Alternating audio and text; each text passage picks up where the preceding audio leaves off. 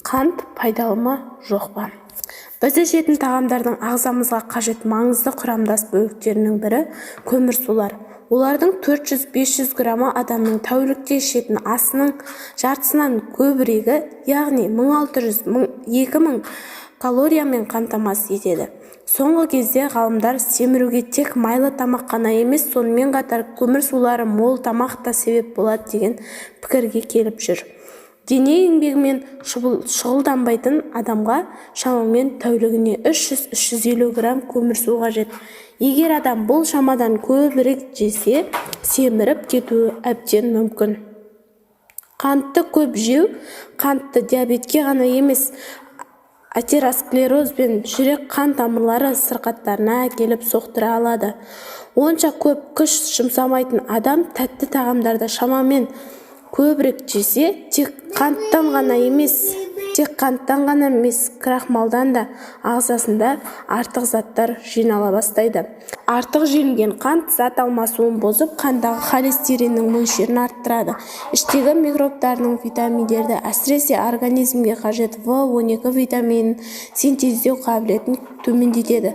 Көптеген зертханаларда жүргізілген бақылауларға қарағанда, адамның қанында қант ұзақ уақыт бойы сақталып, адам ағзасына оны уақытында сіңіруге үлгермейді екен.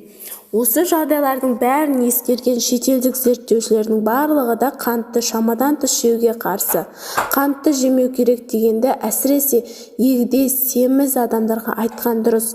Диета ұстаушыларға қантты тағамдарды, кәдімгі тазартылған шақпақ қантты, тәтті бәліштерді жемеу керек. Егер де және аз қимылдайтын адамдардың тәулігіне қантты 50 граммнан асырмағаны жөн. Одан да тәтті жеміс, жидек пен табиғи өнімдерді жегеніңіз дұрыс. 200 грамм алма, алмұрт немесе жүзімді, 15 грамм фруктоза және 2% ғана сахароза болады екен. Бұл фруктоза мен лактоза қанттары кездесетін жеміс-жидектер, сүт кез келген адамға пайдалы. Жұғымды тағамды крахмал мен қантты дұрыс шамаластырып отырудың маңызы зор. Дене еңбегімен шұғылданбайтын, есейген және егде адамдарға көмірсудың жалпы мөлшерінде қант 17%-дан аспауы қажет. Ал балалар мен жасөспірімдер тамағында қанттың 25%-ға дейін болғаны жөн. Видеоның соңына дейін көргендеріңізге рахмет. Тіркеліп, лайк басып, қоңыраушаны басып кетіңіздер.